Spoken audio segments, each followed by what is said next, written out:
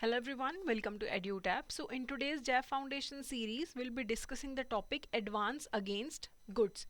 तो अगर एक कंपनी एक ऑर्गेनाइजेशन अपने गुड्स को एज एन सिक्योरिटी ऑफर करके उसके अगेंस्ट लोन लेना चाहती है तो गुड्स ऐसे होने चाहिए कि वो पेरिशेबल नेचर के नहीं होने चाहिए, जल्दी जल्दी खराब ना हो जाए, ऐसे होने चाहिए। ठीक है, इसके अलावा उनके वो मार्केटेबल होने चाहिए, अनरिस्ट्रिक्टेड मार्केट होना चाहिए। ऐसा ना हो कि ऐसे कोई गुड्स बैंक के पास गिरवी रख दिए जो डिफ़ॉल्ट के बाद बैंक के लिए बेचना मुश्किल हो जाए। एंड उनका प्राइस जो है वो ईजिली असर्टेनेबल होना चाहिए, ईजिली प्राइस पता लगाया जा सके। और प्राइस बहुत ज़्यादा फ्लक्चुएटिंग नहीं होना चाहिए। देखो 5-7% तो किसी भी गुड्स या प्रॉपर्टी का प्राइस ऊपर नीचे जाता रहता है, लेकिन ऐसा नहीं होना चाहिए जिसका प्राइस बहुत ज़्यादा फ्लक्चुएट हो। थोड़ा स्टेबल प्राइस के गुड्स ऑफर करने चाहिए आपको बैंक के पास। तो अगर आपको गुड्स गिरवी रखनी है बैंक के पास, आप या तो प्लेज कर सकते हो या आप हाइपोथिकेट कर सकते हो। हाइपोथिकेशन में जो पोजेशन होगी वो बोरोवर के पास ही रहेगी, लेकिन प्लेज के अंदर जो पोजेशन है वो लेंडर यानी कि बैंक के पास चली जाएगी। तो अब देखो, एडवांस जब हम प्लेज के अगेंस्ट बैंक देता है तो वो ज़्यादा सिक्योर है। क्यों ज़्यादा सिक्योर है? क्योंकि प्लेज्ड गुड्स बैंक के पास रहते हैं। लेकिन फिर भी जो बैंक्स है वो हाइपोथिकेशन क्यों प्रेफर करते हैं गुड्स के केस में? क्योंकि हाइपोथिकेशन में तो गुड्स तो बोरोवर के पास है, थोड़ा सिक्योरिटी रिस्क हो सकता है कि कहीं वो बेच ना दे बोरोवर उन गुड्स को कहीं पे और। लेकिन बैंक हाइपोथिकेशन गुड्स का इसीलिए प्रेफर करते हैं क्योंकि जब प्लेज करता है ना बैंक, प्लेज में एक तो सारा सामान अपने पास रखना पड़ता है, डिलीवरी कराओ अपने पास रखो, रोज रोज के रिकॉर्ड्स मेंटेन करके रखो, उनको डैमेज ना हो जाए, डिटेरिएट ना हो जाए, ये सारा ध्यान बैंक के गले पड़ जाती है सारी परेशानी। हाइपोथिकेशन में क्या है, बैंक्स को सिर्फ चेक रखना है और गुड्स जो हैं वो बोरोवर के पास ही रहते हैं। तो गुड्स की सिक्योरिटी देखना, गुड्स का सब कुछ देखना, वो फिर बोरोवर की ही रिस्पॉन्सिबिलिटी रहती है। इसीलिए बैंक्स गुड्स के केस में हाइपोथिकेशन प्रेफर करते हैं rather than the pledge of goods. तो अगर हम पहले प्लेज की बात करें कि अगर बैंक्स प्लेज कर लेता है गुड्स लोन देने के लिए, तो पहली बात तो नॉन पेरिशेबल मटेरियल होना चाहिए है, और जिसका बल्क में प्रोडक्शन हो और लो लो टर्नओवर होना चाहिए। कि बार बार एक हाई टर्नओवर में क्या होता है कि पुराने निकलते गए नए आते गए, पुराने निकलते गए नए आते गए, लेकिन वैसा ना हो, लो टर्नओवर होना चाहिए। एंड जो गुड्स हैं वो बोरोवर की सोल प्रॉपर्टी होना चाहिए। जिसने लोन लिया है उसके अपने गुड्स होने चाहिए, कोई उधार के गुड्स नहीं होने चाहिए, अंडर कॉन्ट्रैक्ट ऑफ एजेंसी नहीं होने चाहिए, उसके अपने गुड्स होने चाहिए। बोरोवर का जो टाइटल टू दैट गुड्स होना चाहिए वो बिल्कुल क्लियर होना चाहिए। और ऐसे गुड्स गिरवी रखवाओ जो नॉर्मली जिनमें वो पर्सन डील करता हो। अगर मेरी साइकिल बनाने की फैक्ट्री है तो साइकिल एज अ प्लेज रखे जाएं। ऐसा नहीं कि कोई रैंडम चीज़ जिसमें वो नॉर्मली डील ही नहीं करते वो उसने गिरवी रखवा दिया। उसका कोई इंटरेस्ट भी तो होना चाहिए ना उन गुड्स में जो गिरवी रखे जा रहे हैं बोरोवर के। एंड एज वेरीफाई करो कि जो गुड्स हाइपोथिकेट या प्लेज हो रहे हैं कितने पुराने गुड्स हैं। तो ये चीज़ भी ध्यान में रखनी पड़ती है। उसके बाद मार्जिन डिटर्मिन करना बहुत ज़रूरी है। अब ऐसा तो नहीं है कि किसी ने अगर 2 करोड़ के गुड्स गिरवी रख दिए तो उसको 2 करोड़ का ही लोन दे देना है। कुछ मार्जिन रख के ही बैंक लोन देता है कि ठीक है, अगर 2 करोड़ के गुड्स हैं तो बैंक 1.5-1.25 करोड़ के का लोन प्रोवाइड करेगा। तो मार्जिन, सूटेबल मार्जिन हमेशा मेंटेन करके रखना है कि अगर ड्राइंग पावर 1.5 करोड़ दोगे आप और 2 करोड़ का अगर लोन है, इस टाइप का कोई अरेंजमेंट होना चाहिए है। एंड मार्जिन कितना रखना है वो वेरी करता है कि जो स्टॉक्स हैं, जो सामान गिरवी रखा गया है, उनका नेचर क्या है और क्रेडिट वर्दीनेस क्या है बोरोवर की। कितना क्रेडिट वर्दीनेस है उसका, पहले उसने क्या लोन लिए हैं, उसकी क्रेडिट रेटिंग कैसी है, ये सब भी मैटर करता है। नॉर्मली जब एक कंपनी अपने गुड्स को गिरवी रखती है तो बैंक 25 से 30% का मार्जिन रखेगा। यानी कि अगर 1 लाख के गुड्स हैं तो बैंक आपको 60 से 70 हज़ार रुपये तक का उस पर लोन दे सकता है। कई बार अगर आपको स्टॉक्स के अगेंस्ट एक्सपोर्ट्स के लिए फाइनेंसिंग करवानी, कि आपको एक्सपोर्ट करना है, वहाँ पे इवन एक्सपोर्ट प्रमोशन करना चाहती है सरकार, तो 10% तक भी मार्जिन नीचे ले जाया जा सकता है कि 1 लाख का आपके गुड्स हैं तो 80-90 हज़ार तक का भी आपको लोन मिल जाता है जहाँ पे एक्सपोर्ट फाइनेंसिंग करवा रहे हो आप। कई बार आरबीआई ने सिलेक्टिव क्रेडिट कंट्रोल लगाया होता है। सिलेक्टिव क्रेडिट कंट्रोल में क्या होता है कि मान लो कि हमारे देश में ना, मान लो कनक का बड़ा कमी है, एक हाइपोथेटिकल सिचुएशन है कि कनक की बहुत कमी है, तो कई बार लोग ऐसा भी कर सकते हैं कि कनक, उनके पास पैसा, उन्होंने बैंक से उधार लिया और बहुत सारी कनक खरीद के रख ली, होल्ड करके रख ली कि जब कमी हो जाएगी मार्केट में, प्राइस बढ़ जाएंगे तब बेचेंगे। तो उसे अवॉइड करने के लिए ना आरबीआई सिलेक्टिव क्रेडिट कंट्रोल रखता होता है कि किस टाइप के गुड्स पे कितने तक का लोन दिया जा सकता है, कितना मार्जिन रखा जाएगा, ताकि लोग इस चीज़ का, लोन का फ़ायदा उठा के होर्डिंग ना करनी शुरू कर दें। तो जहाँ पे सिलेक्टिव क्रेडिट कंट्रोल लगा होता है आरबीआई का, वहाँ पे मार्जिन कितना होगा ये आरबीआई के डायरेक्टिव्स के अकॉर्डिंगली होता है। लेकिन मार्जिन जो है वो हमेशा कुछ मेंटेन करके रखना है, ताकि गुड्स का अगर प्राइस में कमी भी आ जाए तो आप मार्जिन के कारण प्रोटेक्टेड रहो। ये मार्जिन इसलिए होता है क्योंकि हो सकता है आज आपके गुड्स 50,000 के हैं, कल वो 40 के रह जाएं, तो कुशन होना चाहिए ना कुछ बैंक के पास प्रोटेक्शन के लिए, कि कल बेचना पड़ जाए तो मार्जिन होना चाहिए। ठीक है। उसके बाद safety of advances against goods. Bank ने जो गुड्स के अगेंस्ट लोन दिया है, उस लोन की सेफ्टी किस पे डिपेंड करेगी, कि एक तो वैल्यू ऑफ गुड्स, ढंग से आप वैल्यूएशन करो गुड्स की, और वो इजीली सेलेबल या मार्केटेबल होने चाहिए। अगर मान लो मैंने सारे साइकिल गिरवी रख के, 500 साइकिल गिरवी रख के बैंक से लोन ले लिया, अगर वो साइकिल्स की मार्केटेबिलिटी ही नहीं है, उन्हें बेचना ही बहुत ज़्यादा मुश्किल है, तो फिर बैंक के लोन पे खतरा रहता है हमेशा कि अगर मैंने डिफ़ॉल्ट कर दिया तो बैंक साइकिल ही नहीं बेच पाएगा, पैसे कहाँ से आएंगे। तो ये सारी चीज़ें वैल्यूएशन, मार्केटेबिलिटी देख के ही बैंक जो है लोन प्रोवाइड करता है। और जब वैल्यूएशन करनी है, अगर मैंने कोई गुड्स बैंक के पास लेके गई कि इनके अगेंस्ट मेरे को लोन दे दो, तो उनकी वैल्यू कैसे डिसाइड होगी, एक तो कंजर्वेटिव होनी चाहिए, कम से कम जो वैल्यू होगी वो रखी जाएगी, और ज़्यादा जो फ्लक्चुएशन है वो नहीं होनी चाहिए प्राइस में। तो अगर कोई बोरोवर है जो मैन्युफैक्चरर के अलावा कोई और बोरोवर है, एक तो होता है मैन्युफैक्चरर जिसने खुद मैन्युफैक्चर किए गुड्स, उसके अलावा कोई बोरोवर और बनना चाहता है, कोई और है मैन्युफैक्चरर के अलावा, तो जो इनवॉइस प्राइस और मार्केट प्राइस ऑफ गुड्स में से जो कम होगा उस पे बैंक लोन देगा। इनवॉइस प्राइस होता है जिस पे एक्चुअली बेचा जाता है, मार्केट प्राइस है जो मार्केट पे रेट चल रहा है। अगर 5,000 का साइकिल जो है मैं आपको 4800 में दे रही हूँ डिस्काउंट वगैरह लगा के, तो 4800 इनवॉइस प्राइस है, 5000 उसका मार्केट प्राइस था। तो जब बैंक वैल्यूएशन करता है गुड्स की, तो वो इनमें से जो कम होगा, इनवॉइस और मार्केट प्राइस में से जो कम होगा ना उसको लेंगे। तो इस केस में 4800 पर साइकिल की वैल्यूएशन वो लगाएंगे, अगर जो बोरो करने वाला है वो मैन्युफैक्चरर के अलावा कोई और है। अगर मैन्युफैक्चरर ही लोन लेने आता है, तो अगर तो वो रॉ मटेरियल को गिरवी रख रहा है, तो वहाँ पे कॉस्ट देखोगे रॉ मटेरियल की कितनी बढ़ी थी, उनका इनवॉइस प्राइस कितना है, उनका मार्केट प्राइस कितना है, इन तीनों में से जो सबसे कम होगा बैंक उसको कंसिडर करेगा वैल्यूएशन करते हुए। अगर कोई अपना वर्क इन प्रोग्रेस गिरवी रखना चाहता है कि अभी पूरे गुड्स बने नहीं है, वर्क इन प्रोग्रेस है, तो जो मैन्युफैक्चरिंग की कॉस्ट है उस पे बैंक लोन देता है।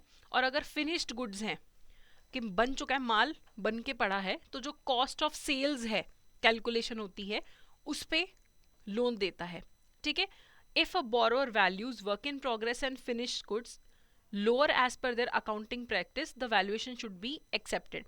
अगर कोई बोरोवर जो है वो वर्क इन प्रोग्रेस या फिनिश्ड गुड्स की वैल्यू कम लगाता है और भी कम लगाता है अपनी बुक्स ऑफ अकाउंट्स में, तो हम कम वाली ही वैल्यू बैंक हमेशा कंसिडर करता है, हमेशा कम वाली करता है, ताकि वो सेफर साइड पे रह चुके। जो हमारे स्मॉल मैन्युफैक्चरर्स होते हैं वो अपने जो स्टॉक की मार्केट प्राइस रखते हैं वो थोड़ा सा डिस्काउंट वगैरह के बाद बैंक कंसिडर करता है कि हाँ अगर ये बेचेगा तो इतना डिस्काउंट देगा, उसके बाद जो प्राइस बचेगा उस पे वैल्यूएशन होती है। ठीक है। तो हमेशा याद रखना कि जो लीस्ट वाला होता है ना उस पे होती है। यहाँ पे बस आपको याद रखना है कि वर्क इन प्रोग्रेस पे कॉस्ट ऑफ मैन्युफैक्चरिंग पे वैल्यूएशन करते हो और कॉस्ट ऑफ सेल्स पे करते हो, फिनिश गुड्स की वैल्यूएशन करते हो। अब बैंक को मार्केट कोटेशंस रिकॉर्ड मेंटेन करके रखने हैं, डेली रिकॉर्ड मेंटेन करना है रोज का, कि जो चीज़ें हमारे पास गिरवी रखी हुई हैं कमोडिटीज, उनका डेली का मार्केट कोटेशन कितना है, कि लोग कितनी कोटेशन दे रहे हैं उस सामान को मार्केट में खरीदने के लिए। अगर मेरे पास कोई अपना स्टॉक रख के गया है मेटल का, ठीक है, तो मैं हर रोज बैंक वाले चेक करेंगे कि इस मेटल के मार्केट में क्या कोटेशन चल रहे हैं, हर रोज का रिकॉर्ड मेंटेन करके रखना है। एंड फिर आपके पास जो गुड्स हैं, मान लो मेटल ही किसी ने आपके पास रखा हुआ है, गिरवी रखा हुआ है, तो आप फिर उस हिसाब से डाउनवर्ड एडजस्टमेंट कर दोगे, अपवर्ड नहीं करोगे। अगर आपको लगता है कि आपने 500 रुपीज़ पर केजी के हिसाब से लोन दे रखा है, आपने वैल्यूएशन कर रखी 500 के हिसाब से, मार्केट कोटेशन 498 497 चल रही है, तो आप भी वैल्यूएशन को डाउन कर लोगे। फिर जो आपके गुड्स हैं, अपवर्ड वैल्यूएशन हो जाती है तब आप चेंज नहीं करोगे कि मार्केट में तो 502 का बिक रहा है 503, तब आप 500 ही रहने दोगे। लेकिन अगर मार्केट में उस चीज़ की कोटेशन डाउनवर्ड जा रही है तो आप भी डाउनवर्ड एडजस्टमेंट कर लोगे। आजकल तो सिस्टम सारा कंप्यूटराइज्ड है, तो सिस्टम ही ये वैल्यूएशन ऊपर नीचे करता रहता है। अगर आपका जो मैनेजर है बैंक का वो सेटिस्फाइड नहीं है किसी भी वैल्यूएशन से, तो वह एक्सपर्ट वैल्यूअर्स को बुला के भी असेसमेंट करवा सकते हैं। ठीक है, if the manager is unsatisfied with the valuation they may have the security assessed bye expert valuer with the cost recovered from the borrower. ठीक है, और ये जो एक्सपर्ट वैल्यूएशन कराने का खर्चा है ये भी बेचारा बोरोवर ही देगा, ये भी बोरोवर ही देगा। अब जब हमें चेक करना है कि क्या ये गुड्स जो गिरवी रखे गए हैं, बैंक के पास गिरवी रखे हुए हैं, क्या वो मार्केटेबल है। मार्केटेबिलिटी कैसे चेक करते हैं, सेलेबिलिटी कैसे चेक करते हैं, टर्नओवर चेक किया जाता है। ठीक है, टर्नओवर एक बहुत अच्छा इंडिकेटर है। ठीक है, फाइनेंशियल टर्नओवर कितना है, कितना वो सामान बेच पा रहा है, तो ये बैंक वैल्यूएशन देखता रहता है कि उसकी रिसीट्स वगैरह चेक करता रहता है, डिलीवरी ऑफ गुड्स चेक करता रहता है कि कितना ये टर्नओवर कितना है इस इंसान का, इस फैक्ट्री का, कितना ये सामान बेच पा रहे हैं, वो चेक किया जाता है। फिर मूवमेंट ऑफ स्टॉक चेक करी जाती है, सारे आइटम्स की, कुछ फ्यू सिलेक्टेड की नहीं। मूवमेंट ऑफ स्टॉक देखो कि इनका जितनी जल्दी जल्दी स्टॉक निकलता जा रहा है इसका मतलब है बिकता जा रहा है, नया आता जा रहा है, बिकता जा रहा है, इसका मतलब है कि अच्छा सामान बिकता है इसका तो मार्केट में। तो अच्छा अगर टर्नओवर है, स्टॉक टर्नओवर ज़्यादा है यानी कि सामान निकलता जा रहा है, नया आता जा रहा है, तो इसका मतलब है कि रेडी मार्केट अवेलेबल है। लेकिन अगर आपका स्टॉक पड़ा हुआ है, स्टेगनेंट है, लो टर्नओवर है, कि स्टॉक पड़ा ही है, बिक ही नहीं रहा, तो इसका मतलब है कि इस सामान को बेचना बहुत ज़्यादा मुश्किल है। तो बैंक क्या चाहता है कि हाई स्टॉक टर्नओवर होना चाहिए, मार्केटेबिलिटी ज़्यादा होनी चाहिए, बेचना आसान होना चाहिए, ताकि कल अगर बोरोवर डिफॉल्ट कर जाए तो सामान इजीली बिक तो जाए बैंक ने जो गिरवी रखा हुआ है। ठीक है, जहाँ पे कोई एग्रीकल्चरल प्रोड्यूस अपना गिरवी रखता है, जैसे किसी ने अनाज, पल्सेस, ऑयल सीड्स गिरवी रखे हैं, वहाँ पे हेल्दी स्टॉक टर्नओवर होना बहुत ज़्यादा ज़रूरी है। वहाँ पे बैंक क्या करता है कि सीज़न ख़त्म होते ही उस जो किसान जिसने भी वो गुड्स को, जो एग्रीकल्चर प्रोड्यूस को गिरवी रखा है, जैसे ही वो सीज़न ख़त्म होगा, सारे जो एडवांसेस हैं, these advances should be almost completely liquidated, क्योंकि ये ना थोड़े टाइम के लिए होते हैं। जो एग्रीकल्चर प्रोड्यूस के अगेंस्ट लोन होता है ज़्यादातर कम टाइम के लिए होता है, जैसे ही सीज़न ख़त्म हो साथ के साथ सारा जो एडवांस है लिक्विडेट कर लो। जैसे किसान क्या करते हैं, सीज़न शुरू होने से पहले लोन ले लिया, अपनी फसल वगैरह बेची, उगाई, और जो फसल होती है ना उसी को हाइपोथिकेट कर रखा होता है। जैसे ही सीज़न ख़त्म होता है, कटाई हुई, अनाज बिका और बैंक का पैसा वापस चला गया, तो ये एंड ऑफ द सीजन पे लिक्विडेट हो जाना चाहिए। किसी कारण अगर स्टॉक अगले साल तक कैरी होता है तो वहाँ पे नेसेसिटी है इंक्वायरी की, कि देखो कि क्या जो अनाज है उसकी प्रॉपर वैल्यूएशन और मार्केटेबिलिटी है, कि अगर हम ये कटवा के अगर चावल अपने गोडाउन में रखवा लेते हैं, क्या इसकी अगले साल मार्केटेबिलिटी रहेगी, और जो हमने पहले वैल्यूएशन करी थी क्या वो वैल्यूएशन में कुछ चेंज करने की ज़रूरत है या नहीं। लेकिन एग्रीकल्चर प्रोड्यूस में कोशिश यही रहती है कि एंड ऑफ द सीजन तक लिक्विडेट कर दिया जाए। ठीक है, अगर किसी गोडाउन में सामान पड़ा है जो बैंक के प्लेज के अंदर है, प्लेज किया हुआ है, बैंक को हाइपोथिकेट किया हुआ है, बैंक के पास किसी ने गुड्स, तो हमेशा उस गोडाउन के बाहर बोर्ड लगा होना चाहिए कि goods in the possession of bank, या गुड्स हाइपोथिकेटेड और प्लेज्ड टू द बैंक है।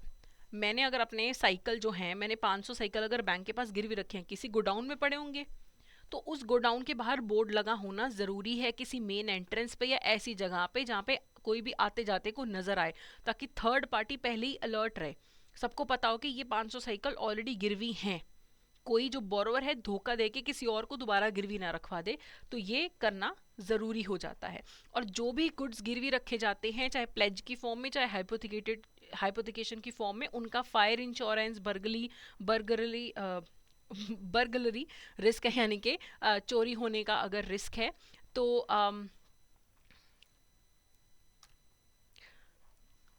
देन है इंश्योरेंस। तो देखो यहाँ पे अगर गुड्स चाहे प्लेज्ड हैं चाहे हाइपोथिकेशन है, तो उनका इंश्योरेंस होना ज़रूरी है गुड्स का, चाहे फायर इंश्योरेंस हो चाहे बर्गलरी का रिस्क है यानी कि चोरी वगैरह का रिस्क है, वो सब कवर्ड होना चाहिए अंडर इंश्योरेंस। अगर कोई आपको लगता है एडिशनल कवरेज की ज़रूरत है कि राइट्स, इमरजेंसीज, वॉर रिस्क, किसी भी टाइप का इंश्योरेंस लगता है बैंक को करवाने की ज़रूरत है, तो बैंक करवाता है। और जो उसका इंश्योरेंस का जो प्रीमियम कवरेज वो सब कुछ कौन देगा, बोरोवर देगा।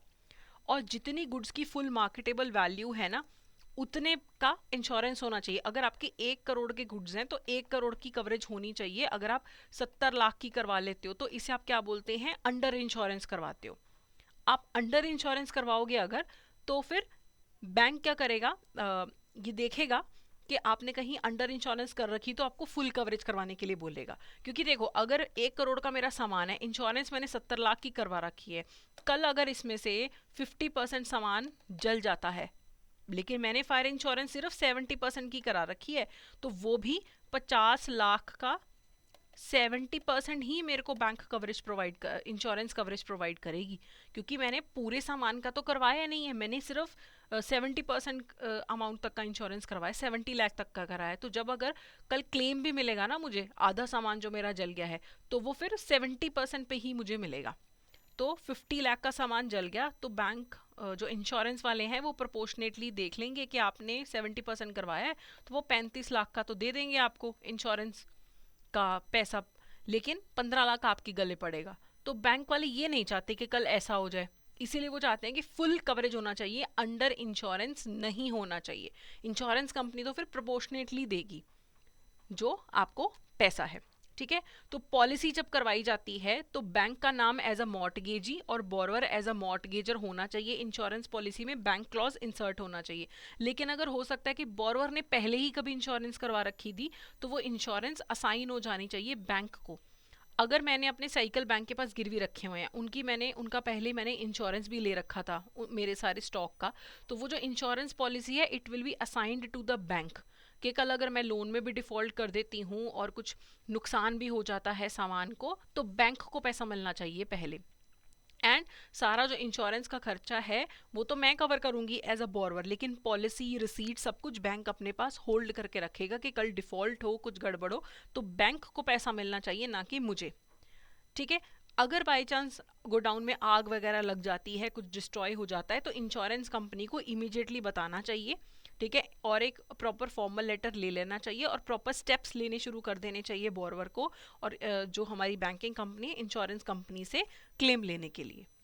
ठीक है, अब जो गोडाउन्स हैं जहाँ पे वो सामान पड़ा है, वो it should be situated within the municipal और panchayat limits of the branch. तो अगर आप दिल्ली में बैंक से लोन लेने आ रहे हो, जिस बैंक से आप लोन ले आ रहे हो, वो जिस म्यूनिसिपलिटी या पंचायत लिमिट्स में पड़ता है, उसी लिमिट्स के अंदर गोडाउन भी होना चाहिए और बैंक के ऑफिसर्स को डायरेक्ट या इनडायरेक्ट एक्सेस मिलना चाहिए कि वो जाके सरप्राइज या पीरियोडिकल इंस्पेक्शन कर सके, सामान को चेक कर सके। गोडाउन बढ़िया क्वालिटी का होना चाहिए, सिक्योर होना चाहिए, कोई लीक्स वगैरह नहीं होने चाहिए, प्रॉपर मजबूत दीवारें होनी चाहिए, डैम्पनेस लीकेज किसी भी चीज़ का जो चांस है वो नहीं होना चाहिए। ना कि आपका एग्रीकल्चर प्रोड्यूस पड़ा और वहाँ पे चींटियाँ लग गई, आके चूहे घूम रहे हैं, ऐसा नहीं होना चाहिए।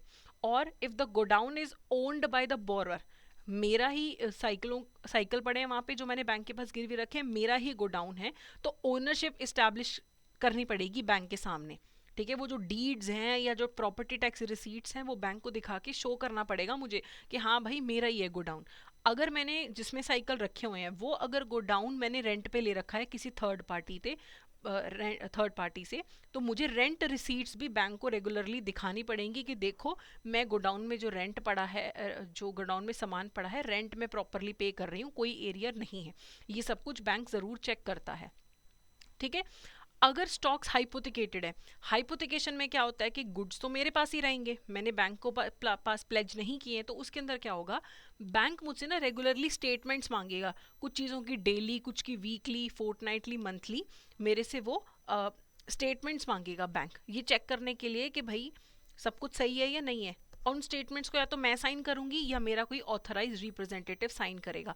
अगर मैं सबमिट नहीं करती सारी स्टेटमेंट्स रेगुलरली, तो बैंक मेरा पीछे से पैसा रोक सकता है कि मैंने कोई ओवरड्राफ्ट फैसिलिटी ले रखी है, मेरा कोई अकाउंट में पैसा पड़ा है, बैंक मेरे चेक नहीं ऑनर करेगा, पहले बोलेगा जो तुम्हारे हाइपोथिकेटेड सामान है जो तुम्हारा, वो स्टेटमेंट्स हमें साइन करके भेजो। ठीक है, तो स्टॉक स्टेटमेंट्स रेगुलरली साइन होके मिलनी चाहिए बैंक के पास, ताकि जो भी बैंक का पैसा है उन्हें पता लगता रहे कि कवरेज है, हमारे पास गुड्स वहाँ पे पड़े हैं। स्टेटमेंट चेक करोगे, वैल्यू, क्वांटिटी सब कुछ मैच कर रही है कि जो तुम शो कर रहे हो अपने स्टेटमेंट्स में और जो असल में सामान पड़ा है क्या वो मैच कर रहा है या नहीं कर रहा है। ठीक है, तो जो कंसर्न्ड ऑफिसर है एडवांस्ड एडवांसेस डिपार्टमेंट का, वो सब जाके चेक करते हैं, अरिथमेटिक एक्यूरेसी वगैरह भी चेक करी जाती है। एंड उसके बाद जो भी ब्रांच है वो नॉर्मल परचेजेस, सेल्स, सब कुछ इन्वेस्टिगेट करती है। कोई एबनॉर्मल रिसीट से डिलीवरी है वो भी इन्वेस्टिगेट करती है। मैंने तो अपने 500 साइकिल गिरवी रखे हैं, तो मतलब हर टाइम 500 साइकिल अवेलेबल होने चाहिए। सेम वो ही साइकिल पड़े या नहीं, स्टॉक मूव करता रहता है, उसकी जगह नए साइकिल आते जाएंगे, लेकिन हर टाइम 500 मेंटेन्ड है नहीं है, कितना बेचा खरीदा जा रहा है, ये बैंक अपने पास ध्यान रखता है। और मंथली क्वार्टरली जैसा भी रिक्वायर्ड हो, बैंक जाके भी कभी कभी चेक करता रहता है कि पड़ा हुआ है ना सामान वहाँ पे, ठीक है, सारी वेरिफिकेशन करता है। डाटा बैंक भी अपने पास मेंटेन करके रखेगा।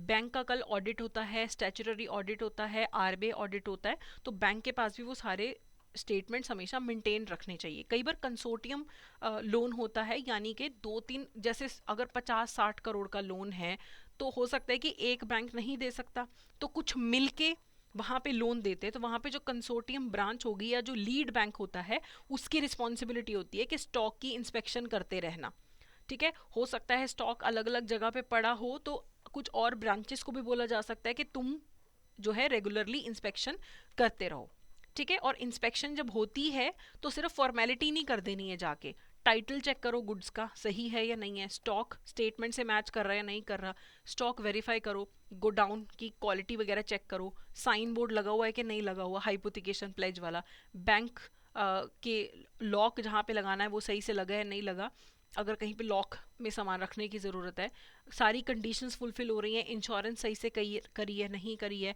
वैल्यूएशन सही से करी है नहीं करी है, ये सब कुछ इंस्पेक्शन में चेक होता है। और इंस्पेक्शन रिपोर्ट जब वो ऑफिसर बनाएगा उसमें लिखेगा कि स्टॉक की मूवमेंट कैसी है, स्टॉक कितना पुराना है, पैकेजिंग सही से है या नहीं है, स्टोर ढंग से किया नहीं किया है, ठीक है, प्लेज्ड है या हाइपोथिकेटेड है, कितना अनप्लेज सामान भी वहाँ पे पड़ा है, गोडाउन में आपको एक्सेस मिला या नहीं मिला, गोडाउन की चाबियां किसके पास हैं, रेंट पे है या बोरवर के नाम पे है गोडाउन, पेमेंट रेगुलरली रेंट की जा रही है या नहीं जा रही अगर रेंट पे है, ये सब कुछ चेक किया जाता है।